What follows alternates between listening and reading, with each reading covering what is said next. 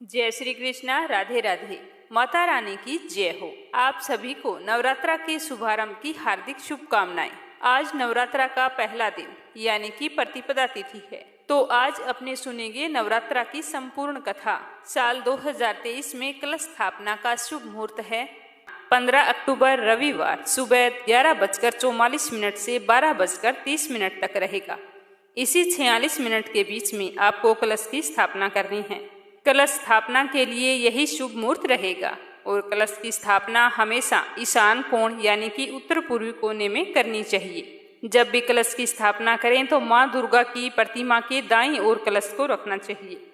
कलश को एक बार स्थापित करने के बाद में वहां से 9 दिन तक बिल्कुल भी नहीं हिलाना चाहिए। ऐसा करने से हमारी पूजा खंडित हो जाती है। और रोजाना स्नान करके सुबह और शाम माँ की प्रतिमा के आगे एक घी का दीपक और एक तेल का दीपक जरूर जलाना चाहिए। आप व्रत किस प्रकार करना चाहते हैं? एक समय भोजन करके व्रत रखना चाहते हैं या सिर्फ 2 ही व्रत करना चाहते हैं या फिर पूरे 9 दिन व्रत रखना चाहते हैं? यह संकल्प आपको घट स्थापना के समय ले लेना चाहिए। जब भी कलश की स्थापना करें तो सबसे पहले पंचदेव, इष्ट देव और कुल देव का स्मरण अवश्य करना चाहिए। पंचदेव में होते हैं सर्वप्रथम गणेश जी, फिर सूर्य भगवान, शिव जी, श्री हरि विष्णु और माँ दुर्गा। ये पंचदेव माने जाते हैं, तो इन सभी की पूजा अवश्य करनी चाहिए। नवरात्रि के दौरान सभी देवी देवताओं की पूजा की जाती है। आपके अपने जो कुल देव हैं या इष्ट देव हैं, उनकी पूजा आप नवरात्रा के दौरान कर सकते हैं, क्योंकि नवरात्रा के दौरान की गई पूजा ज्यादा सफल होती है। जब भी पूजा करें, व्रत रखें, तो हमें इनकी कथा भी अवश्य सुननी चाहिए। संभव हो तो दुर्गा सप्तशती का पाठ भी करना चाहिए। नवरात्रि के 9 दिन लहसुन प्याज बिल्कुल भी नहीं खाने चाहिए। पूरे घर में कोई भी सदस्य लहसुन प्याज ना खाएं, चाहे उन्होंने व्रत रखा है या ना रखा है। तो आइए अपने मंगल जीवन की कामना करते हुए कथा का शुभारंभ करते हैं। सबसे पहले सुनेंगे गणेश जी की कहानी। बोलो गणेश जी भगवान की जय हो। एक बार गणेश जी एक छोटे से बालक के रूप में चिमटी में चावल और चम्मच में दूध लेकर निकले और वो हर किसी से कह रहे थे कि कोई मुझे खीर बना दो, कोई मुझे खीर बना दो। तो सारे हंस रहे थे कि बोले भला इतने से दूध से और चावल से कभी खीर बनती है? तभी एक बुढ़िया माई बैठी थी, तो उसने कहा ला बेटा मैं बना देती हूँ। तो ऐसा कहकर वह बुढ़िया माई चूल्हे पर एक छोटा सा बर्तन चढ़ाने लगी। तब गणेश जी ने कहा कि दादी माँ छोटी भगोनी मत चढ़ाओ, तुम्हारे घर में जो सबसे बड़ा बर्तन है वही चढ़ा दो। तो बुढ़िया ने सबसे बड़ा बर्तन था वो चढ़ा दिया। अब जैसे ही खीर और चावल उसमें डाले तो देखती ही रह गई। जो थोड़े से चावल थे, जैसे ही कि उसमें उफान आया तो वह बर्तन पूरी तरह से भर गया और खीर में बहुत ही अच्छी खुशबू आने लगी। तो गणेश जी ने कहा कि दादी माँ मैं नहा कर आता हूँ, फिर आकर खीर खाऊंगा। तो खीर तो तैयार हो गई थी। खीर को देखकर बुढ़िया के पोते पोती खीर खाने के लिए रोने लगे। तो बुढ़िया माई ने कहा गणेश जी तेरे भोग लगाना। यह कहकर चूल्हे में थोड़ी सी खीर डाली और कटोरी भरकर बच्चों को दे दी। तो बुढ़िया की पड़ोसन छत पर से देख रही थी। तो बुढ़िया ने सोचा कि यह तो गणेश जी को चुगली कर देगी, तो उसने एक कटोरा खीर का भरा और उसको भी पकड़ा दिया। जब यह सब कुछ बुढ़िया की बहू ने देखा तो सोचा कि इस तरह से तो यह खीर खत्म हो जाएगी और मुझे तो खाने के लिए मिलेगी नहीं। तो उसने भी जल्दी से एक बड़ा सारा कटोरा खीर का भरा और खा लिया और कटोरे को चक्की के नीचे छुपा दिया। गणेश जी तो अभी आए नहीं थे, तो बुढ़िया को भी भूख लगी थी, तो उसने भी एक कटोरा खीर का भरा और किवाड़ के पीछे बैठकर एक बार फिर से कहने लगी कि गणेश जी आपको भोग लगे, कहकर खाना शुरू कर दिया। तभी गणेश जी आ गए। तो बुढ़िया ने गणेश जी को देखते ही कहा कि आजा रे गणेश या खीर खा ले, मैं तो तेरी ही राह देख रही थी। तो गणेश जी ने कहा कि दादी माँ मैंने तो खीर पहले ही खा ली। तो बुढ़िया ने कहा कब खाई? तो गणेश जी ने कहा जब तेरे पोता पोती ने खीर खाई तब मैंने खाई, जब तेरी पड़ोसन ने खीर खाई तब भी मैंने खाई, और जब तेरी बहू ने खीर खाई तब भी खाई, और अब जब तू खीर खा रही है तो मेरा पेट तो पूरी तरह से भर गया है। बुढ़िया माई तूने तो मेरा नाम लेकर भोग तो लगाया, तेरी बहू ने तो वो भी नहीं लगाया। तो बुढ़िया ने कहा बेटा तेरी सारी बात सच्ची है, पर मेरी बहू का नाम मत ले, वो तो सुबह से काम में लगी हुई है, उसने खीर कब खाई? तो गणेश जी ने कहा कि चक्की के नीचे देख जूठा कटोरा पड़ा है और मुझे बिना भोग लगाए ही खीर खा गई। तो बुढ़िया ने कहा बेटा बस कर, घर की बात है घर में ही रहने दे। अब मुझे बता कि बची हुई खीर का क्या करूं। तो गणेश जी ने कहा कि पूरे नगर को न्योता दे दो और भोजन करवा दो। तो बुढ़िया ने पूरी नगरी को भोजन करवा दिया, फिर भी वो बर्तन पूरा ही भरा था। धीरे धीरे यह खबर राजा तक पहुंच गई। तो राजा ने उस बर्तन को महल में मंगवा लिया और बुढ़िया से कहा कि बुढ़िया, तेरे घर ऐसे बर्तन का क्या काम, ऐसा बर्तन तो राजमहल में अच्छा लगता है। तो बुढ़िया ने कहा कि ठीक है राजा जी, आप ले लो। तो राजा ने खीर का बर्तन महल में जैसे ही रखा, रखते ही खीर में कीड़े मकोड़े बिच्छू पैदा हो गए और खीर में बहुत बुरी तरह से दुर्गंध आने लगी। तो यह देखकर राजा ने बुढ़िया को बुलाया और कहा कि बुढ़िया, ये बर्तन ले जा, मैंने तुमको दिया। तो बुढ़िया ने कहा कि राजा, अगर आप देते तो पहले देते, यह तो बर्तन मुझे मेरे गणेश जी ने दिया है। तो बुढ़िया ने बर्तन वापस उठाया और अपने झोंपड़े में ले गई। तो उसके झोंपड़े में आते ही खीर तो सुगंधित हो गई, सारे बिच्छू कांकड़े सब गायब हो गए। तो बुढ़िया ने गणेश जी से कहा कि गणेश जी, अब मैं बची हुई खीर का क्या करूं।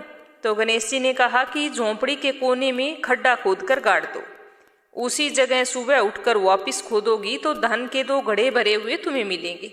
ऐसा कहकर गणेश जी तो अंतर्ध्यान हो गए और जाते समय झोंपड़ी के लात मार गए। तो लात मारते ही झोंपड़ी के स्थान पर महल खड़ा हो गया। सुबह जल्दी ही बहू ने फावड़ा लिया और जहां पर खीर दबाई थी उस जगह को खोद दिया, लेकिन बहू को तो कुछ भी नहीं मिला। तो बहू अपनी सास से कहने लगी कि सासू जी, थारो गणेश जी तो झूठो है। तो सासू ने कहा, बहू, मारो गणेश झूठो नहीं है, ला मैं देखती हूँ। तो वह फावड़ा लेकर देखने लगी तो टन टन करते हुए 2 घड़े धन के भरे हुए निकल आए। तो बहू ने कहा, सासू जी, गणेश जी तो साचो है, मैं ही झूठी हूँ। तो सास ने कहा कि गणेश जी तो भावनाओं का भूखा है। यह कहकर बुढ़िया ने जोर से कहा कि बोलो गणेश गजानन की जय हो। हे गणेश जी, जैसा आपने बुढ़िया को दिया वैसा सबको देना, जैसा राजा को दिया वैसा किसी को ना देना। अब सुनेंगे सूर्य नारायण की कहानी। एक ब्राह्मण था, वह सूर्य भगवान का परम भक्त था। रोजाना नहाता धोता, कहानी कहता और सूर्य देव की पूजा करता। पर वह ब्राह्मण कमाई के नाम पर कुछ भी नहीं करता था। ब्राह्मण घर में रहता तो ब्राह्मणी बार बार कमाने के लिए परेशान करती और अगर कहीं बाहर जाता तो अड़ोसी पड़ोसी उसे निकम्मा कहकर चिढ़ाया करते थे। तो उन सब के ताने सुन सुनकर वह ब्राह्मण परेशान हो गया और एक दिन वह सुबह नहा धोकर अपने पूजन की सामग्री लेकर जंगल में चला गया और वहां पर एक सूखे पीपल के पेड़ के नीचे बैठकर पूजा पाठ करने लगा। पूजा पाठ करने के बाद में सूर्य भगवान की कथा कही और वहीं पीपल के पास एक सूखा तालाब भी था, उसमें थोड़ा सा पानी था। तो वो उसी पानी से लोटा भरकर सूर्य भगवान को जल चढ़ाया। जैसे ही ब्राह्मण ने सूर्य देव को जल चढ़ाया तो वह पूजा का जल बहकर पीपल और सूखी तलाई में आ गया। जल के वहां जाते ही सूखा हुआ पीपल हरा भरा हो गया और सूखी जो तलाई थी वो साफ पानी से भर गई। उस जल में सूर्य भगवान दिखाई देने लगे और ब्राह्मण से कहने लगे कि ब्राह्मण, तू मांग, क्या मांगता है। तो ब्राह्मण ने यह सुना तो वह तो डर गया और सोचने लगा कि पीपल में लगता है कोई भूत रहता है। रोज जब वह पूजा करता तो उसे वही आवाज आती। तो सुन सुनकर चिंता के कारण वह ब्राह्मण तो बिल्कुल ही दुबला पतला हो गया। तो एक दिन ब्राह्मणी ने सोचा कि ब्राह्मण को गए हुए कितने दिन हो गए, चलो आज जाकर उनकी खोज खबर लेकर आती हूँ। तो यह सोचकर ब्राह्मणी भी जंगल में आई। तो जैसे ही ब्राह्मणी ने ब्राह्मण को देखा तो आश्चर्यचकित हुई और पूछने लगी कि आपको ये क्या हो गया है, आप इतने दुबले पतले कैसे हो गए हैं। तो ब्राह्मण ने सारा हाल बताया। तो ब्राह्मणी ने ब्राह्मण की सारी बात सुनकर कहा कि आपके जल चढ़ाने के बाद में ये आवाज आती है तो मुझे तो लगता है कि सूर्य भगवान स्वयं आते हैं। कल अगर आपको फिर से वही आवाज सुनाई दे तो सब कुछ मांग लेना। तो ब्राह्मण ने कहा कि कैसे मांगू, मुझे तो कुछ मांगना ही नहीं आता, ज्यादा कुछ कहना होगा तो मैं तो भूल जाऊंगा। तुम मुझे कोई ऐसी तरकीब बताओ जिसे कम शब्दों में ज्यादा मिल जाए। तो ब्राह्मणी कहने लगी कि तुम इस प्रकार से कहना कि 9 खंडे के महल के अंदर सोने के पालने में पड़पोते को दास दासियों द्वारा खिलाते अपनी आंखों से देखूं। इस प्रकार लंबी उम्र, महल, बेटे, पड़पोते, बहुएं, धन सब कुछ मिल जाएगा। तो ब्राह्मण सुनकर कहने लगा कि मुझे तो समझ में नहीं आया। तो ब्राह्मणी कहने लगी कि धन होगा तभी तो सोने का पालना, दास दासियां होंगे, आंखें घुटने ठीक होंगे तो ही अपने पड़पोते को सोने के पाले में झूला झुला सकेंगे और देख सकेंगे। बेटे और बहू होंगे तो ही पड़पोते के दर्शन होंगे। तो यह सुनकर ब्राह्मण ने कहा, हाँ ठीक है, अब मुझे सब कुछ समझ में आ गया है। दूसरे दिन जैसे ही ब्राह्मण ने स्नान करके पूजा पाठ करके सूर्य देवता को अर्घ्य दिया तो आवाज आई। ब्राह्मण ने वैसा ही कहा जैसा ब्राह्मणी ने समझाया था। तो सूर्य भगवान ने कहा कि देखने में तो भोला भाला लगता है, फिर भी एक बार में सब कुछ मांग लिया। फिर भी तुमने जो मांगा है वो तुम्हें अवश्य मिलेगा। जा, तेरी हर इच्छा पूरी होगी। तो ब्राह्मण इस तरह का आशीर्वाद पाकर खुशी खुशी घर की तरफ चल पड़ा। घर आया तो देखा कि टूटी फूटी झोंपड़ी की जगह एक नौखंडा महल खड़ा था। दास दासी आ जा रहे थे। तो ब्राह्मण ने कहा कि यहाँ पर मेरी झोंपड़ी थी और एक बूढ़ी ब्राह्मणी थी, वो कहाँ गई? उसी समय महल से एक सुंदर औरत गहनों से और सुंदर कपड़ों से सजी हुई बाहर निकलती है और ब्राह्मण से कहती है कि आ जाओ स्वामी, यह अपना ही घर है। सूर्य भगवान ने तुम्हारी सारी मनोकामना पूर्ण कर दी है। तो ब्राह्मण ने कहा कि हम इतने धन का क्या करेंगे? तो ब्राह्मणी ने कहा कि धन से क्या नहीं होता, दान पुण्य करेंगे, यज्ञ करेंगे, होम करेंगे, भूखों को भोजन करवाएंगे, प्याऊ लगवाएंगे, धर्मशाला बनवाएंगे। तो ब्राह्मण ने ब्राह्मणी के कहे अनुसार वैसा ही किया। अब थोड़े ही समय में सारी प्रजा राजा की जगह उस ब्राह्मण के गुणगान करने लगे। जब यह बात राजा तक पहुंची तो राजा ने सुनकर उस ब्राह्मण को बुलाया और पूछा कि कल तक तो आपको खाना भी नहीं मिलता था, आज ये धन कहाँ से आया? कहाँ पे चोरी की है? डाका डाला है? क्या कुछ किया है? मुझे सब कुछ सच सच बताओ। तो ब्राह्मण ने कहा कि महाराज, मैंने ना तो चोरी की है और ना ही डाका डाला है, ये तो सब सूर्य भगवान की कृपा से मुझे प्राप्त हुआ है। यह कहकर ब्राह्मण ने सारी बात राजा को बता दी। तो राजा ने कहा कि हे ब्राह्मण देवता, मेरे पुत्र नहीं है, अब तुम मुझे बताओ कि मुझे क्या करना चाहिए। तो ब्राह्मण ने राजा को सूर्य भगवान की पूजा विधि बताई। तो राजा ने वैसा ही किया। तो राजा के घर 10वें महीने सुंदर पुत्र ने जन्म लिया। अब तो सारे लोग सूर्य भगवान की जय जयकार करने लगे। हे सूर्य भगवान, जैसे आपने ब्राह्मण और राजा की मनोकामना पूर्ण की वैसी सबकी करना। कहानी कहने वाले की, कहानी सुनने वाले की और हुंकारा भरने वाले की। बोलो सूर्य देवता की जय हो। अब अपने सुनते हैं नवरात्रि व्रत की कथा। माता रानी की जय हो। एक समय की बात है, बृहस्पति जी ब्रह्मा जी से बोले कि हे ब्रह्मा जी, चैत्र व अश्विनी मास के शुक्ल पक्ष में नवरात्रा का व्रत और उत्सव क्यों किया जाता है? इस व्रत का क्या फल है? इसे किस प्रकार करना उचित होता है? पहले इस व्रत को किसने किया था, सो विस्तार पूर्वक मुझे बताइए, मैं सुनने की इच्छा रखता हूँ। तो बृहस्पति देव का ऐसा प्रश्न सुनकर ब्रह्मा जी ने कहा कि हे बृहस्पति, प्राणियों के हित की इच्छा से तुमने बहुत ही अच्छा सवाल किया है। जो मनुष्य मनोरथ पूर्ण करने वाले गणेश भगवान, सूर्य देव, माँ दुर्गा, महादेव और नारायण का ध्यान करते हैं, वे मनुष्य धन्य हैं। यह नवरात्र का व्रत संपूर्ण कामनाओं को पूरा करने वाला होता है। इसके करने से पुत्र की कामना वाले को पुत्र, धन की लालसा रखने वाले को धन, विद्या की चाहना रखने वाले को विद्या और सुख की इच्छा रखने वाले को सुख मिलता है। इस व्रत को करने से रोगी मनुष्य का रोग दूर हो जाता है, मनुष्य की संपूर्ण विपत्तियां दूर हो जाती है और घर में सुख समृद्धि का वास होता है।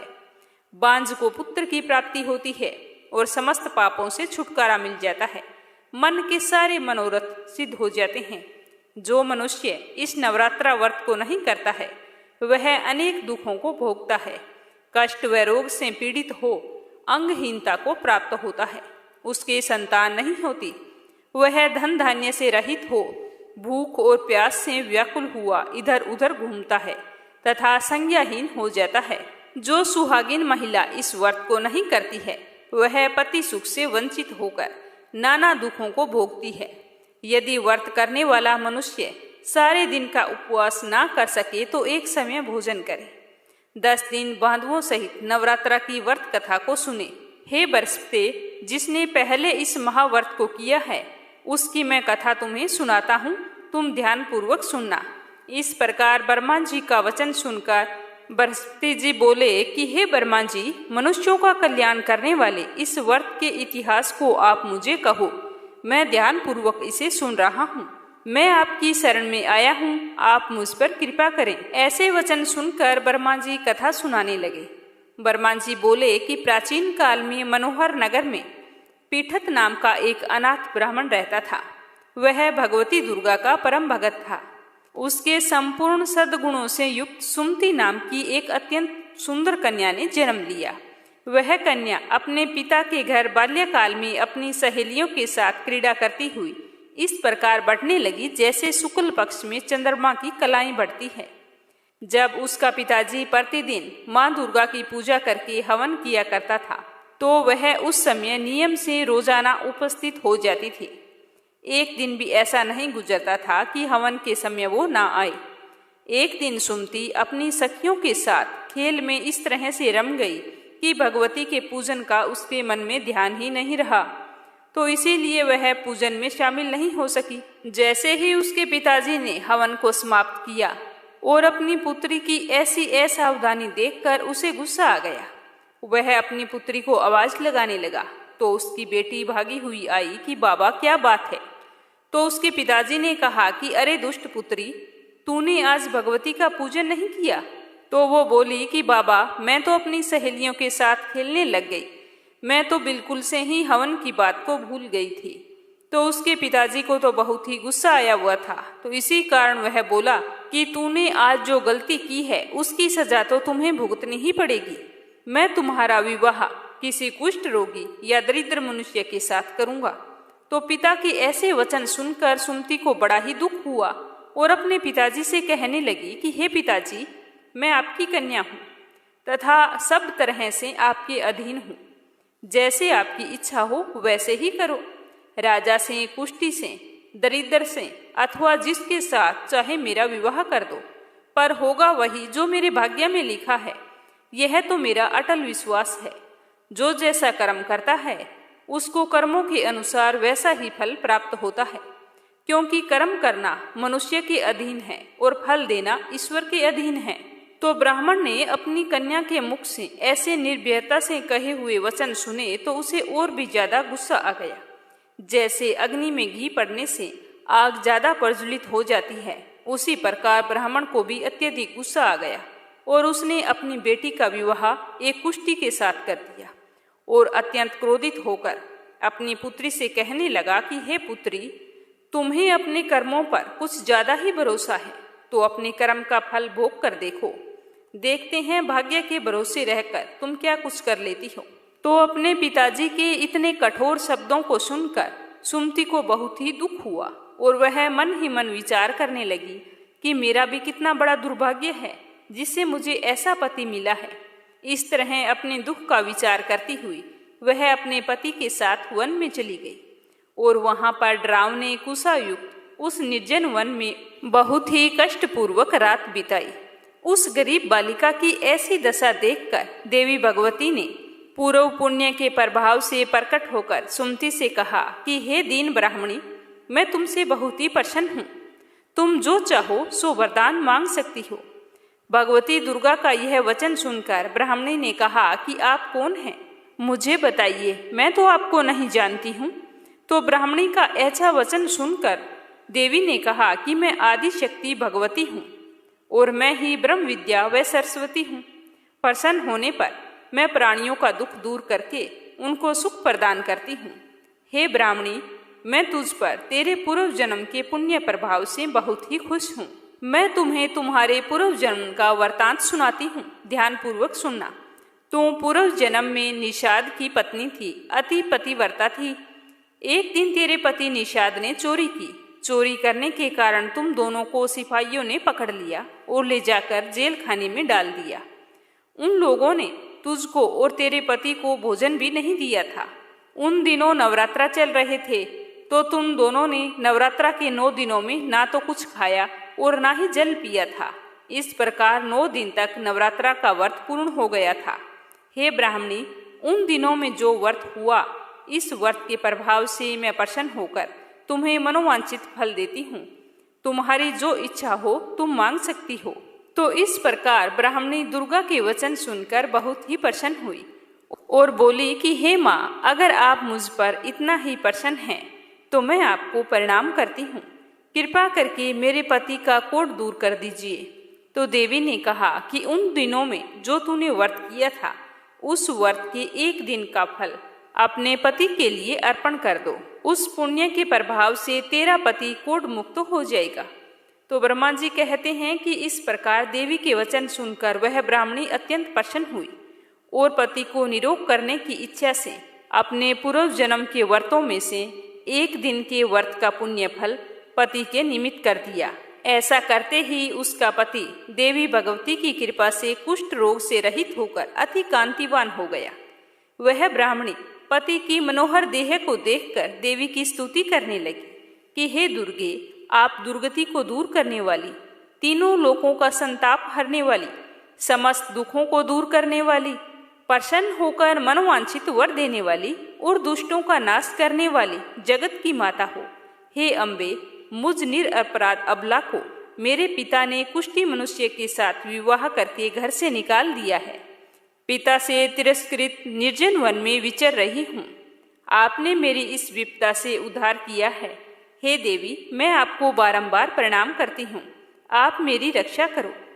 ब्रह्मा जी कहते हैं कि हे बृहस्पति, उस समय ब्राह्मणी की ऐसी स्तुति सुनकर देवी बहुत ही प्रसन्न हुई और ब्राह्मणी से कहा कि हे ब्राह्मणी, तेरे उदाल्य नामक अति बुद्धिमान, धनवान, कीर्तिवान और जितेंद्रिय पुत्र शीघ्र ही उत्पन्न होगा, जो तुम्हारा नाम रोशन करेगा। ऐसा वरदान देकर माँ ने ब्राह्मणी से फिर कहा कि हे ब्राह्मणी, अगर तुम्हारी कोई और इच्छा हो तो वरदान मांग सकती हो। भगवती दुर्गा का ऐसा वचन सुनकर सुमति ने फिर कहा कि हे भगवती दुर्गे, अगर आप मुझ पर प्रसन्न हैं तो कृपा करके मुझे नवरात्रा व्रत की विधि और उसका फल विस्तार पूर्वक बताइए। तो इस प्रकार ब्राह्मणी के वचन सुनकर दुर्गा ने कहा कि हे ब्राह्मणी, मैं तुम्हें संपूर्ण पापों को दूर करने वाले नवरात्रा व्रत की विधि बतलाती हूँ, जिसको सुनने से मोक्ष की प्राप्ति होती है। अश्विनी मास के शुक्ल पक्ष की प्रतिपदा तिथि से लेकर 9 दिन तक विधि पूर्वक व्रत करें। यदि दिन भर का व्रत ना कर सकें तो एक समय भोजन करें। विद्वान ब्राह्मण से पूछकर घर में कलश की स्थापना करें और वाटिका बनाकर उसको प्रतिदिन जल से सींचें। महाकाली, महालक्ष्मी, महासरस्वती देवी की मूर्तियां स्थापित करके उनकी नित्य नियम से विधि पूर्वक पूजा अर्चना करें और पुष्पों से विधि पूर्वक अर्घ्य दें। बिजोरा के फल से अर्घ्य देने से रूप की प्राप्ति होती है। जायफल से अर्घ्य देने से कीर्ति, दाख से अर्घ्य देने से कार्य सिद्धि होती है। आंवले से अर्घ्य दिया जाता है तो सुख की प्राप्ति होती है और केले से अर्घ्य देने से आभूषणों की प्राप्ति होती है। इस प्रकार पुष्पों व फलों से अर्घ्य देकर व्रत समाप्त होने पर 9वें दिन विधि पूर्वक हवन करें। खांड, घी, गेहूं, शहद, जौ, तिल, बिलव, नारियल, दाख और कंदब आदि से हवन करना चाहिए। गेहूं से होम करने से लक्ष्मी की प्राप्ति होती है। खीर एवं चंपा के फूलों से धन की, बेल पत्तों से तेज व सुख की प्राप्ति होती है। आंवले से कीर्ति की, केले से पुत्र की, कमल से राज सम्मान की और दाखों से संपदा की प्राप्ति होती है। खांड, घी, नारियल, शहद, जौ और तिल तथा फलों से होम करने से मनोवांछित वस्तु की प्राप्ति होती है। व्रत करने वाला मनुष्य इस विधि विधान से हवन करके आचार्य को अत्यंत नम्रता के साथ प्रणाम करे और हवन की सिद्धि के लिए उसे सामर्थ्य अनुसार दक्षिणा भी दे। इस प्रकार बताई हुई विधि के अनुसार जो व्यक्ति व्रत करता है उसके सारे मनोरथ पूर्ण होते हैं। इसमें तनिक भी संदेह नहीं है। इन 9 दिनों में जो कुछ दान आदि दिया जाता है उसका करोड़ों गुना फल हमें मिलता है। इस नवरात्रा व्रत करने से अश्वमेघ यज्ञ का फल मिलता है। हे ब्राह्मणी, इस प्रकार सब कामनाओं को पूर्ण करने वाले उत्तम व्रत को तीर्थ, मंदिर अथवा घर में विधि अनुसार करना चाहिए। फिर ब्रह्मा जी बोले कि हे बृहस्पति, इस प्रकार ब्राह्मणी को व्रत की विधि और फल बताकर देवी अंतर्ध्यान हो गई। अतः जो भी स्त्री या पुरुष इस व्रत को श्रद्धा पूर्वक भक्ति भाव से करता है वह इस लोक में सुख प्राप्त करके अंत में दुर्लभ मोक्ष को प्राप्त होता है। हे बृहस्पति, इस दुर्लभ व्रत का महात्म्य जो मैंने तुम्हें बतलाया है यह अति उत्तम है। तुम्हें सुनकर कैसा लगा? तो यह सुनकर बृहस्पति जी आनंद से प्रफुल्लित होकर ब्रह्मा जी से कहने लगे कि हे ब्रह्मा जी, आपने मुझ पर अति कृपा की जो मुझे इस नवरात्रा व्रत का महात्म्य सुनाया। तो ब्रह्मा जी बोले कि हे बृहस्पति, यह देवी भगवती शक्ति संपूर्ण लोकों का पालन करने वाली है। इस महादेवी के प्रभाव को कौन जान सकता है। बोलो भगवती देवी की जय हो, बोलो माता दुर्गा की जय हो।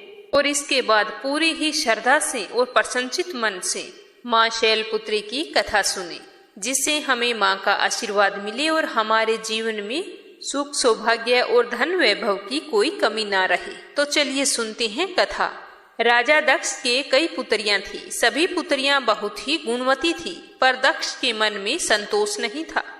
वे चाहते थे कि उनके घर में एक ऐसी पुत्री का जन्म हो जो सर्वशक्तिमान हो, शक्ति संपन्न हो, सर्व विजयिनी हो। ऐसी पुत्री की लालसा लिए राजा दक्ष तप करने लगे। तप करते करते बहुत समय बीत गया तो भगवती देवी प्रसन्न होकर प्रकट हुई और कहा कि मैं तुम्हारे तप से बहुत ही प्रसन्न हूँ, तुम वरदान मांगो, क्या चाहते हो। तो राजा दक्ष ने कहा कि मैं एक ऐसी पुत्री चाहता हूँ जो सर्वगुण संपन्न हो। तो माँ भगवती ने कहा कि मैं स्वयं पुत्री के रूप में तुम्हारे घर जन्म लूंगी। मेरा नाम सती होगा। मैं सती के रूप में जन्म लेकर अपनी लीलाओं का विस्तार करूंगी। तो माँ भगवती ने वचन अनुसार राजा दक्ष के यहाँ जन्म लिया। सती दक्ष की सभी पुत्रियों में अलौकिक थी। उसने बचपन में ही कई ऐसे काम कर दिखाए थे जिन्हें देखकर स्वयं दक्ष भी आश्चर्य में पड़ जाता था। जब सती ऐसा करते करते बड़ी हो गई, विवाह योग्य हुई, तो दक्ष को उसके वर की चिंता होने लगी। तो उन्होंने ब्रह्मा जी से परामर्श किया। तो ब्रह्मा जी ने कहा कि सती तो भगवती का अवतार है, आदि शक्ति है, और शिव भी आदि पुरुष है। अतः सती के लिए शिव ही योग्य वर होंगे और यही उचित रहेंगे। तो दक्ष ने ब्रह्मा जी की बात मानकर सती का विवाह भगवान शिव के साथ कर दिया। सती कैलाश में जाकर भगवान शिव के साथ रहने लगी। भगवान शिव दक्ष के जवाई थे, किंतु एक बार एक ऐसी घटना घटी जिसके कारण दक्ष के हृदय में भगवान शिव के प्रति बैर और विरोध पैदा हो गया। तो घटना कुछ इस प्रकार थी कि एक बार ब्रह्मा जी ने धर्म के निपुण के लिए एक सभा का आयोजन किया था, जिसमें सभी बड़े बड़े देवता सभा में आए थे। वहां भगवान शिव भी एक ओर बैठे थे। सभा मंडल में जैसे ही दक्ष आए तो दक्ष के आगमन पर सभी देवतागण खड़े हो गए, पर भगवान शिव बैठे रहे। वो खड़े नहीं हुए और ना ही उन्होंने दक्ष को प्रणाम किया। तो दक्ष को अपमान महसूस हुआ। केवल यही नहीं, उनके हृदय में भगवान शिव के प्रति ईर्ष्या की आग जल उठी और वे उनसे बदला लेने के लिए समय और अवसर की प्रतीक्षा करने लगे। भगवान शिव को किसी के मान और किसी के अपमान से कोई मतलब नहीं था। वे तो समदर्शी थे। उन्हें तो चारों ओर अमृत दिखाई पड़ता था। जहां अमृत होता है वहां कड़वाहट और कसेलेपन का कोई काम नहीं होता। तो भगवान शिव कैलाश में दिन रात राम राम राम रटा करते थे। तो सती के मन में जिज्ञासा उत्पन्न हुई। तो उन्होंने एक दिन मौका पाकर भगवान शिव से प्रश्न किया कि आप राम राम क्यों रटते हो, ये राम कौन है। तो भगवान शिव ने उत्तर दिया कि राम आदि पुरुष स्वयंभू हैं, मेरे आराध्य हैं, सगुण भी हैं, निर्गुण भी हैं। किंतु सती के कंठ से ये बात नीचे नहीं उतरी। वे सोचने लगी कि अयोध्या के नरपति दशरथ के पुत्र राम आदि पुरुष के अवतार कैसे हो सकते हैं। वे तो आजकल अपनी पत्नी सीता के वियोग में दंडक वन में पागलों की भांति विचरण कर रहे हैं। वृक्ष और लताओं से उनका पता पूछते फिर रहे हैं कि सीता कहाँ है। यदि वे आदि पुरुष के अवतार होते तो क्या इस प्रकार घूमते फिरते। ये सोचकर सती के मन में राम की परीक्षा लेने का विचार उत्पन्न हो गया और उन्होंने सीता का रूप धारण करके दंडक वन में जा पहुंची और राम के सामने जाकर प्रकट हुई। भगवान राम ने सती को सीता के रूप में देखकर कहा कि माता, आप एकांकी वन में यहाँ कहाँ घूम रही हैं, बाबा विश्वनाथ कहाँ हैं। जब राम के मुंह से सती ने ये बात सुनी तो एकदम से हड़बड़ा गई। उसने सोचा कि राम ने मुझे कैसे पहचान लिया और वे अदृश्य हो गई। मन ही मन पश्चाताप करने लगी कि मैंने व्यर्थ में ही राम पर संदेह किया। राम सचमुच आदि पुरुष के अवतार हैं।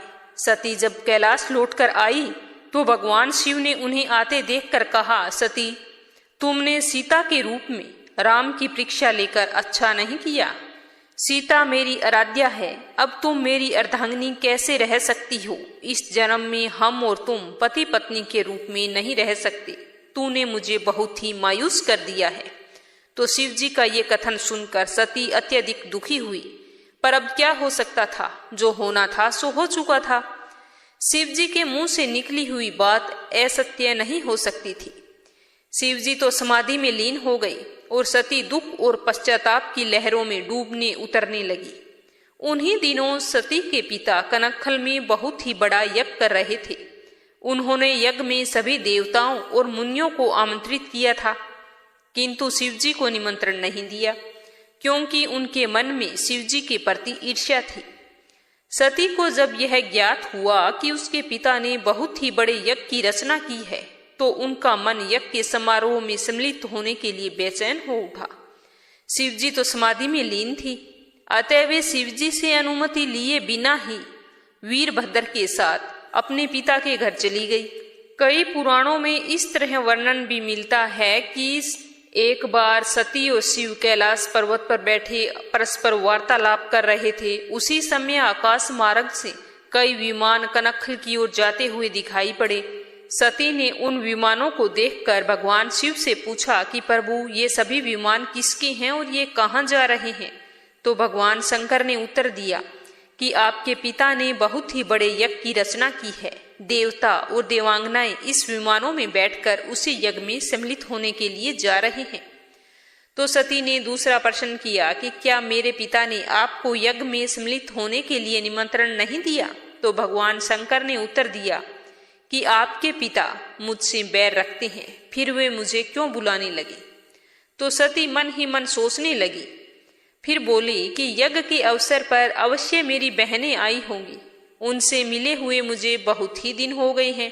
अगर आपकी अनुमति हो तो मैं भी अपने पिता के घर जाना चाहती हूँ। यज्ञ में सम्मिलित भी हो लूंगी और अपनी बहनों से मिलने का भी सुअवसर मुझे मिल जाएगा। तो भगवान शिव ने उत्तर दिया कि इस समय तुम्हारा वहां जाना उचित नहीं होगा, क्योंकि आपके पिता मुझसे जलते हैं। हो सकता है कि वे आपका भी अपमान करें। बिना बुलाए किसी के घर जाना उचित नहीं होता। वैसे भी विवाहिता लड़की को बिना बुलाए पिता के घर नहीं जाना चाहिए, क्योंकि विवाह हो जाने पर लड़की अपने पति की हो जाती है और पिता के घर से उसका संबंध टूट जाता है, वह पराई हो जाती है। किंतु सती पीहर जाने के लिए हट करती रही, बार बार वही बात दोहराती रही। तो शिवजी ने उसकी अपार इच्छा देखकर पीहर जाने की अनुमति दे दी। उनके साथ अपना एक गण भी भेज दिया। उस गण का नाम था वीरभद्र। सती वीरभद्र के साथ अपने पिता के घर गई, किंतु उनसे किसी ने भी प्रेम पूर्वक वार्तालाप नहीं किया। दक्ष ने उन्हें देखकर कहा कि तुम क्या यहाँ मेरा अपमान कराने आई हो? अपनी बहनों को देखो, वे किस तरह भांति भांति के अलंकारों से और सुंदर वस्त्रों से सुसज्जित हैं, और तुम्हारे शरीर पर मात्र बागंबर है। तुम्हारा पति शमशानवासी और भूतों का नायक है, वह तुम्हें बागंबर को छोड़कर और पहना ही क्या सकता है? दक्ष के कथन से सती के हृदय में पश्चाताप का सागर उमड़ पड़ा। वे सोचने लगी कि उन्होंने आकर अच्छा नहीं किया। भगवान शिव सच ही कह रहे थे कि तुम वहां पर मत जाओ, पर अब हो ही क्या सकता था? बिना बुलाए पिता के घर जाना नहीं चाहिए, पर अब मैं तो आ गई हूँ। पिता के कटु और अपमानजनक शब्द सुनकर सती मौन रही, वो कुछ भी नहीं बोली। वे उस यज्ञ मंडल में गई जहां सभी देवी देवता ऋषि मुनि बैठे हुए थे। यज्ञ कुंड में धू धू करती जलती हुई अग्नि में आहुतियां डाली जा रही थी। सती ने यज्ञ मंडप में देखा कि सभी देवी देवताओं के भाग थे, किंतु भगवान शिव का कोई भाग नहीं दिखाई दिया। तो वे भगवान शिव का भाग ना देखकर अपने पिता से बोली कि पितृश्रेष्ठ, यज्ञ में तो सभी के भाग दिखाई पड़ते हैं, किंतु कैलाशपति का भाग नहीं है। आपने उनका भाग क्यों नहीं दिया? तो दक्ष ने गर्व से उत्तर दिया कि मैं तुम्हारे पति कैलाश को देवता नहीं समझता हूँ। वह तो भूतों का स्वामी और नंगन रहने वाला, हड्डियों की माला धारण करने वाला है। वह देवताओं की पंक्ति में बैठने के योग्य नहीं है। उसे कौन भाग देगा? मैं तो बिल्कुल नहीं देने वाला। तो ये सुनकर सती के नेत्र लाल हो गई। उनका मुखमंडल परल्य सूर्य की भांति तेजोद्दीप हो उठा उन्होंने पीड़ा से तिलमिलाते हुए कहा कि हे पिताजी, मैं इन शब्दों को कैसे सुन सकती हूँ, मुझे धिक्कार है। हे देवताओं, हे ऋषियों, तुम्हें भी धिक्कार है। तुम भी उन कैलाशपति के प्रति इन शब्दों को कैसे सुन रहे हो, जो मंगल के प्रतीक हैं, जो पल भर में संपूर्ण सृष्टि को नष्ट कर सकते हैं। इतनी शक्ति है उनके पास, वे मेरे स्वामी हैं। नारी के लिए उसका पति ही स्वर्ग होता है। जो नारी अपने पति के लिए अपमानजनक शब्दों को सुनती है, उसे नरक में जाना पड़ता है। धिक्कार होता है उस पर। पृथ्वी सुनो, आकाश सुनो, देवताओं तुम भी सुनो। मेरे पिता ने मेरे स्वामी का अपमान किया है। अब मैं एक क्षण भी जीवित रहना नहीं चाहती। सती अपने इस कथन को पूरा करती हुई यज्ञ कुंड की आग में कूद पड़ी और जलती हुई आहुतियों के साथ उनका शरीर भी जलने लगा। यज्ञ मंडप में खलबली पैदा हो गई, हाहाकार मच गया। देवता उठ खड़े हुए। वीरभद्र क्रोध से कांप उठे। वे उछल उछल कर यज्ञ का विध्वंस करने लगे। यज्ञ मंडप में भगदड़ मच गई। देवता और ऋषि मुनि सब भाग खड़े हुए। वीरभद्र ने देखते ही देखते दक्ष का मस्तक काट कर फेंक दिया। ये समाचार जब भगवान शिव के कानों में पड़ा तो वे प्रचंड आंधी की भांति कनखल जा पहुंचे। सती के जले हुए शरीर को देखकर भगवान शिव अपना आपा खो बैठे। सती के प्रति अपार प्रेम और उनकी भक्ति ने शंकर के मन को व्याकुल कर दिया। उस शंकर के मन को व्याकुल कर दिया जिन्होंने काम पर भी विजय प्राप्त की थी और जो सारी सृष्टि को नष्ट करने की क्षमता रखते थे। वे सती के प्रेम में खो गए, बेसुध हो गए। भगवान शिव ने उन्मत्त की भांति सती के जले हुए शरीर को अपने कंधे पर रख लिया और वे सभी दिशाओं में भ्रमण करने लगे। शिव और सती के इस अलौकिक प्रेम को देखकर पृथ्वी रुक गई, हवा भी रुक गई, जल का प्रवाह ठहर गया और रुक गई देवताओं की सांसें। सृष्टि व्याकुल हो उठी और सृष्टि के प्राणी पुकारने लगे, त्राहि माम, त्राहि माम। इतना भयानक संकट उपस्थित देखकर सृष्टि के पालक भगवान विष्णु आगे बढ़े। वे भगवान शिव की बेसुधी में अपने चक्कर से सती के एक एक अंग को काट कर गिराने लगे। धरती पर 51 स्थानों पर सती के अंग कट कट कर गिरे। जब सती के सारे अंग कट कर गिर गए तो भगवान शिव पुनः अपने आपे में आ गए। जब वे अपने आप में आए तो पुनः सृष्टि के काम सुचारू रूप से चलने लगे। धरती पर जिन जिन 51 स्थानों पर सती के अंग कट कर गिरे थे, वे स्थान आज भी शक्तिपीठ के रूप में जाने जाते हैं। आज भी उन स्थानों में सती का पूजन होता है, उपासना होती है। धन्य था शिव और सती का प्रेम। शिव और सती के प्रेम ने उन्हें अमर बना दिया। फिर सती ने पार्वती के रूप में जन्म लेकर राजमहलों को ऐश्वर्य को ठुकरा दिया और अभाव में रहकर भगवान शंकर की अर्धांगिनी बनकर युग युगांतर तक अपने धर्म का पालन करती रही। इस कथा से हमें यही संदेश मिलता है कि नारी का प्रथम धर्म है पतिव्रत धर्म का पालन करना। अगर हम अपने पतिव्रत धर्म को छोड़कर भगवान के दर्शन करने जाएं तो वह भगवान को भी स्वीकार नहीं होता। तो यह थी नवरात्रा के पहले दिन सुनी जाने वाली माता शैलपुत्री की कहानी। अब अपने सुनते हैं श्री दुर्गा सप्तशती का पहला अध्याय। प्रेम से बोलो दुर्गा माता की जय हो। महर्षि मार्कंडेय बोले, सूर्य के पुत्र सावर्णी की उत्पत्ति की कथा तुम्हें विस्तार पूर्वक सुनाता हूँ, ध्यान पूर्वक सुनना। सावर्णी महामाया की कृपा से जिस प्रकार मनवंतर के स्वामी हुए उसी का हाल सुनो। पहले स्वारोचिस नामक राज्य था। वह प्रजा को अपने पुत्र के समान मानते थे, तो भी कोला विंध्वंसी राजा उनके शत्रु बन गए। दुष्टों को दंड देने वाले राजा सूरत की उनके साथ लड़ाई हो गई। कोला विध्वंसियों की संख्या में कम होने पर भी राजा सूरत युद्ध में उनसे हार गए। हार कर वो अपने नगर में आ गए। केवल अपने देश का राज्य ही उनके पास रह गया था और उसी देश के राजा होकर राज्य करने लगे। किंतु उनके दुश्मनों ने वहां पर भी उन पर आक्रमण कर दिया। राजा को बलहीन देखकर उसके दुष्ट मंत्रियों ने राजा की सेना और खजाना अपने अधिकार में कर लिया। राजा सूरत अपने राज्य अधिकार को हार कर शिकार खेलने के बहाने घोड़े पर सवार होकर वहां से एक भयंकर वन की ओर चले गए। उस वन में उन्होंने महर्षि मेधा का आश्रम देखा। वहाँ मैदा महर्षि अपने शिष्यों तथा मुनियों से सुशोभित हुए बैठे थे और वहाँ कितने ही हिंसक जीव परम शांति भाव से रहते थे। राजा सूरत ने महर्षि मेधा को प्रणाम किया। महर्षि ने भी उनका उचित सत्कार किया। राजा सूरत महर्षि के आश्रम में कुछ समय तक ठहरे। अपने नगर की ममता के आकर्षण से राजा अपने मन में सोचने लगे कि पूर्व काल में पूर्वजों ने जिस नगर का पालन किया था, आज वह मेरे हाथ से निकल गया है। मेरे दुष्ट और दुरात्मा मंत्री मेरे नगर की अब धर्म से रक्षा कर रहे होंगे या नहीं। मेरा प्रधान हाथी, जो कि सदा मद की वर्षा करने वाला और शूरवीर था, मेरे वैरियों के वश में होकर ना जाने क्या दुख भोग रहा होगा। मेरे आज्ञाकारी नौकर, जो मेरी कृपा से धन और भोजन पाने से सदैव सुखी रहते थे और मेरे पीछे पीछे चलते थे, वह अब निश्चय ही दुष्ट राजाओं का अनुसरण करते होंगे तथा मेरे दुष्ट एवं दुरात्मा मंत्रियों द्वारा व्यर्थ ही धन को व्यय करने से संचित किया हुआ मेरा खजाना एक दिन जरूर खाली हो जाएगा। इस प्रकार की बहुत सी बातें सोचता हुआ राजा निरंतर दुखी रहने लगा। एक दिन राजा सूरत ने महर्षि मेधा के आश्रम के निकट एक वेश्या को देखा। राजा ने उसे पूछा कि भाई, तुम कौन हो और तुम्हारे यहाँ आने का क्या कारण है? तुम मुझे शोकाग्रस्त अनमने से दिखाई देते हो, इसका क्या कारण हो सकता है? राजा के ऐसे नम्र वचन सुन वेश्या ने महाराज सूरत को प्रणाम करके कहा कि हे राजन, मेरा नाम समाधि है। मैं धनियों के कुल में उत्पन्न एक वेश्या हूँ। मेरी दुष्ट पत्नी और पुत्र आदि ने लोभ से मेरा सारा धन छीन लिया है और मुझे घर से निकाल दिया है। मैं इस तरह से दुखी होकर इस वन में चला आया हूँ और यहीं पर रहता हूँ। मैं तो अब यह भी नहीं जानता कि मेरे घर में सब कुशल मंगल है या नहीं है।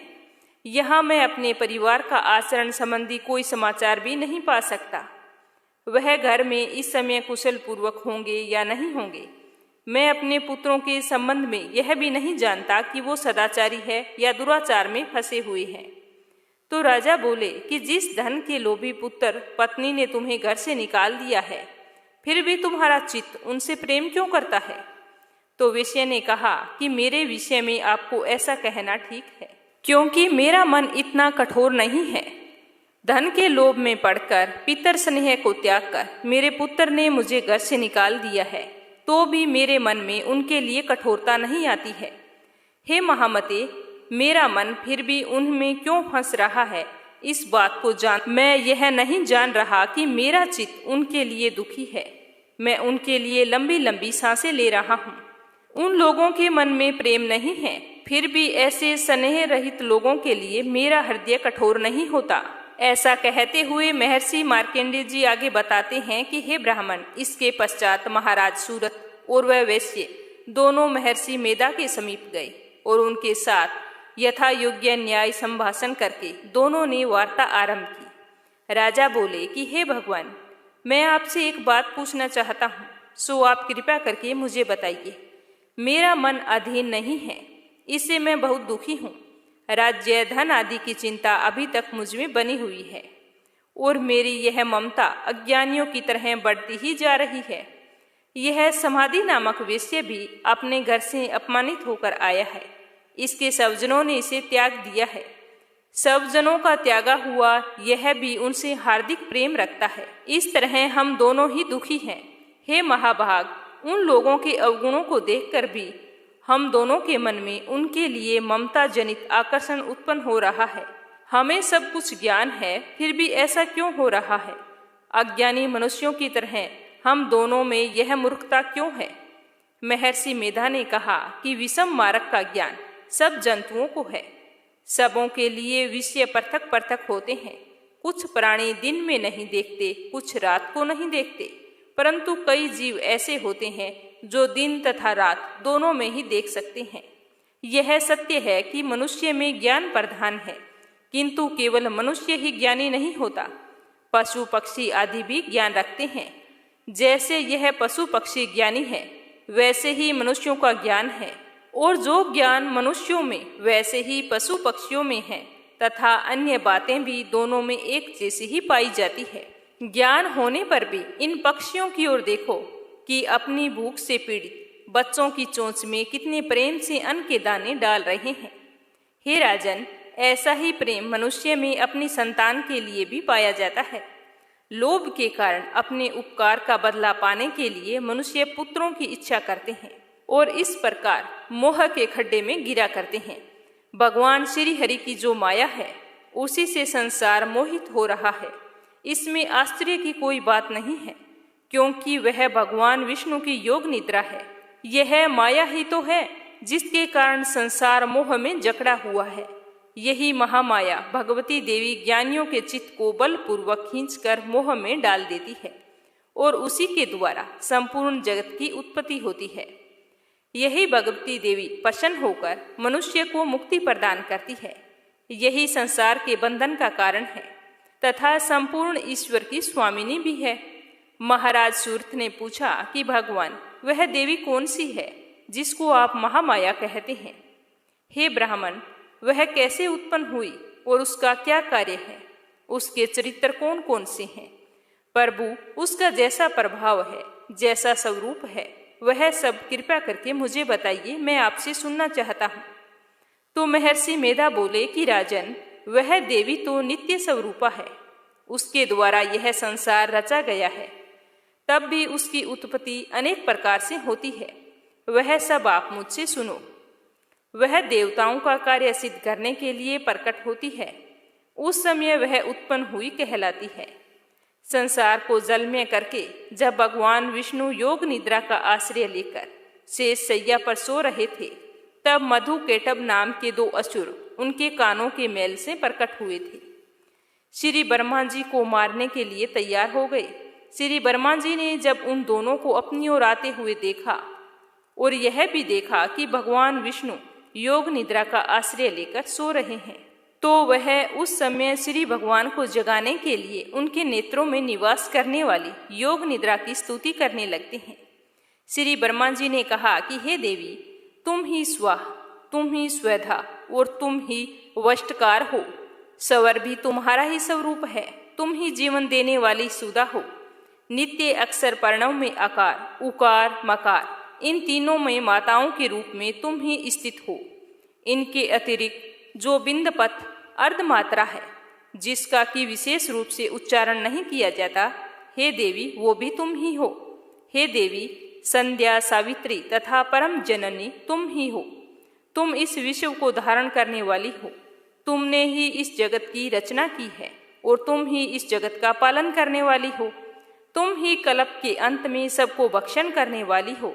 हे देवी, जगत की उत्पत्ति के समय तुम सृष्टि रूपा हो, पालन काल में स्थित रूपा हो और कल्प के अंत में संहार रूप धारण कर लेती हो। तुम ही महाविद्या, महामाया, महामेधा, महारात्रि और मोहरात्रि हो। श्री ईश्वर और बोध स्वरूपा बुद्धि भी तुम ही हो। लज्जा, पुष्टि, तुष्टि, शांति और क्षमा भी तुम ही हो। तुम खड़क धारिणी, शूल धारिणी, घोर रूपा तथा गदा, चक्र, शंख, धनुष को धारण करने वाली हो। बाण, बसुंडी और परिक, यह भी तुम्हारे ही अस्त्र हैं। तुम सौम्य और सौम्यतर हो। यही नहीं बल्कि जितनी सौम्य तथा सुंदर वस्तुएं इस संसार में हैं, उन सब से बढ़कर सुंदर तुम हो। पर और अपर सब पर रहने वाली सुंदर तुम ही हो। हे सर्वस्वरूपे देवी, जो भी सहसत पदार्थ हैं उनमें जो शक्ति है वो भी तुम ही हो। ऐसी अवस्था में भला तुम्हारी स्तुति कौन कर सकता है? इस संसार की सृष्टि, पालन और संहार करने वाले जो भगवान है, उनको भी तुमने निद्रा के वशीभूत कर दिया है। फिर भी तुम्हारी स्तुति कौन कर सकता है? मुझे भगवान विष्णु तथा भगवान शंकर को शरीर धारण कराने वाली तुम ही हो। तुम्हारी स्तुति करने की शक्ति किसमें है? हे देवी, तुम तो अपने इन उदार प्रभावों के कारण ही प्रशंसनीय हो। मधु और केटभ जो भयंकर असुर है, इन्हें मोह में डाल दो और श्री हरि विष्णु को जल्दी से जगा दो और उनमें इनको मार डालने की बुद्धि भी उत्पन्न कर दो। महर्षि मेधा बोले कि हे राजन, जब ब्रह्मा जी ने देवी की इस प्रकार स्तुति करके भगवान को जगाने तथा मधु केटभ को मारने के लिए कहा, तो वह भगवान विष्णु के नेत्र, मुख, नासिका, बाहु, हृदय और वक्षस्थल से निकलकर ब्रह्मा जी के सामने खड़ी हो गई। उनके ऐसा करते ही भगवान श्री हरि तुरंत ही जाग उठे और दोनों असुरों को देखा। जो कि अत्यंत बलवान तथा पराक्रमी थे, क्रोध के मारे जिनके नेत्र लाल हो रहे थे, जो ब्रह्मा जी का वध करने के लिए तैयार खड़े थे। तब क्रोधित होकर उन दोनों दुरात्मा असुरों के साथ भगवान श्री हरि विष्णु पूरे 5000 वर्षों तक लड़ते रहे। एक तो वह अत्यंत बलवान तथा पराक्रमी थे, दूसरे महामाया ने उन्हें मोह में डाल रखा था। अतः वह भगवान से कहने लगे कि हम दोनों तुम्हारी वीरता से अत्यंत ही प्रसन्न हैं, तुम हमसे कोई वरदान मांग लो। तो भगवान ने कहा कि यदि तुम मुझ पर प्रसन्न हो तो अब तुम मेरे हाथों से मर जाओ, बस मुझे तो यही मांगना है। यहाँ दूसरे वरदान से क्या प्रयोजन है। महर्षि मेधा बोले कि इस तरह से जब वह धोखे में आ गए और अपने चारों ओर जल ही जल देखा तो भगवान श्री हरि से कहने लगे कि जहाँ पर जल ना हो, सूखी जमीन हो, उसी जगह हमारा वध कीजिए। तो महर्षि मेधा कहते हैं कि तथास्तु कहकर भगवान श्री हरि ने उन दोनों को अपनी जांघ पर लिटाकर उनके सिर काट डाले। इस तरह से यह देवी ब्रह्मा जी की स्तुति करने पर प्रकट हुई थी। तो इस तरह श्री दुर्गा सप्तशती के पहले अध्याय का समापन हुआ। अब अपने सुनेंगे लप्सी और तप्सी की कहानी। यह कहानी हर व्रत कथा के बाद में अनिवार्य होती है। एक लप्सी था, एक तपसी था। तपसी हमेशा भगवान की तपस्या करता था, लेकिन उसे चोरी करने की आदत थी। लप्सी हमेशा सवा सेर की लापसी बनाता और पहले भगवान को भोग लगाता, उसके बाद में स्वयं भोजन करता। दोनों भाइयों का यही नियम था। तो एक दिन कोई बात को लेकर दोनों में कहासुनी हो गई। तो तपसी बोला कि मैं रोजाना भगवान की तपस्या करता हूँ, इसीलिए मैं बड़ा हूँ। तो लप्सी बोला कि मैं रोज भगवान को सवा सेर लापसी का भोग लगाता हूँ, इसीलिए मैं बड़ा हूँ। ऐसा कहते हुए दोनों जोर जोर से लड़ने लगे। तभी वहां से नारद जी गुजर रहे थे। दोनों को लड़ता हुआ देखकर वहां आए और उनसे पूछा कि तुम दोनों लड़ क्यों रहे हो। तो दोनों ने अपने आप को बड़ा बताया और साथ में बड़ा होने का कारण भी बताया। तो नारद जी बोले कि मैं तुम्हारा फैसला कर दूंगा, कल आऊंगा, बता दूंगा भी कौन बड़ा है। दूसरे दिन लप्सी और तपसी नहाकर अपनी रोज की भक्ति करने आए। तो नारद जी ने छुपकर 1.25 करोड़ की एक एक अंगूठी उन दोनों के आगे रख दी। जैसे ही भक्ति करते हुए तपसी की नजर उस अंगूठी पर पड़ी तो उसने चुपचाप से उठाई और अपने पैर के नीचे दबा ली। लप्सी की नजर अंगूठी पर पड़ी, लेकिन उसने ध्यान नहीं दिया। उसने पहले भगवान को भोग लगाया और फिर स्वयं भोजन करने के लिए बैठ गया। थोड़ी देर बाद नारद जी सामने आए तो दोनों ने पूछा कि अब बताओ हम में से कौन बड़ा है। तो नारद जी ने तपसी से खड़ा होने के लिए कहा। तो वो खड़ा हुआ तो उसके पैर के नीचे दबी हुई अंगूठी दिखाई दी। तो नारद जी ने तपसी से कहा, तपस्या तो तुम करते हो, इतनी तपस्या करने के बाद भी तुम्हारी चोरी करने की आदत नहीं गई। ये अंगूठी मैंने ही तुम दोनों के आगे रखी थी। मैं ये देखना चाहता था कि तुम दोनों में से किन के मन में लालच है। तो तूने तो अंगूठी दिखाई पड़ते ही झट से अपने पैर के नीचे दबा ली। लेकिन लप्सी का ध्यान अंगूठी पर जाने के बाद भी लप्सी ने अंगूठी को ना ही उठाया और ना ही ध्यान किया। उसने सिर्फ अपने भगवान जी में ही ध्यान रखा, उन्हें भोग लगाया और बाद में स्वयं भोजन करने लगा। इसीलिए लप्सी बड़ा है और तुम्हें तुम्हारी तपस्या का कोई भी फल नहीं मिलने वाला। जितनी चाहे मर्जी तुम तपस्या कर लो, तुम्हें इसका कोई भी फल नहीं मिलेगा। तो तपसी को यह सुनकर बहुत ही दुख हुआ और वह शर्मिंदा होकर नारद जी से माफी मांगने लगा और कहने लगा कि आज तक की मेरी गलती माफ करो और मुझे बताओ कि मुझे मेरी तपस्या का फल कैसे मिलेगा। आज के बाद कभी भी मैं चोरी नहीं करूंगा। तो नारद जी ने कहा कि यदि कोई गाय और कुत्ते की रोटी नहीं बनाएगा तो उसका फल तुझे मिलेगा। यदि कोई आदमी ब्राह्मण को भोजन करवाकर उसे दक्षिणा नहीं देगा तो उसका फल भी तुझे ही मिलेगा। अगर किसी को सूट, तीवल, साड़ी अगर हम देते हैं, उसके ऊपर अगर भेंट स्वरूप कुछ रुपए नहीं देंगे तो उसका फल भी तुझे ही मिलेगा। अगर कोई व्यक्ति दिए से दिया जलाएगा तो उसका फल भी तुझे ही मिलेगा। अगर कोई औरत आंगन लीपकर चौका नहीं लीपेगी तो उसका फल भी तुझे ही मिलेगा। यदि कोई व्रत कथा में सारी कहानी सुन ले लेकिन तुम्हारी कहानी ना सुने तो उसका फल भी तुझे ही मिलेगा। उसी दिन से हर व्रत कथा और कहानी के साथ लप्सी तपसी की कहानी कहीं और सुनी जाती है। तो आज हमने नवरात्रा के पहले दिन सुनी जाने वाली संपूर्ण कथाओं को सुना है। श्रद्धा पूर्वक सुनने के लिए आप सभी का बहुत बहुत धन्यवाद। और कल सुनेंगे नवरात्रा के दूसरे दिन सुनी जाने वाली पौराणिक कथा। तो इसके लिए आपने अगर मीरा भक्ति चैनल को सब्सक्राइब नहीं किया है तो जरूर करना और साथ ही बेल आइकन को भी दबाना, ताकि आने वाली वीडियो की नोटिफिकेशन सबसे पहले आप तक पहुंचे। माता रानी आपकी सारी मनोकामनाएं पूरी करे। माँ दुर्गा की जय हो। जय श्री कृष्णा। राधे राधे।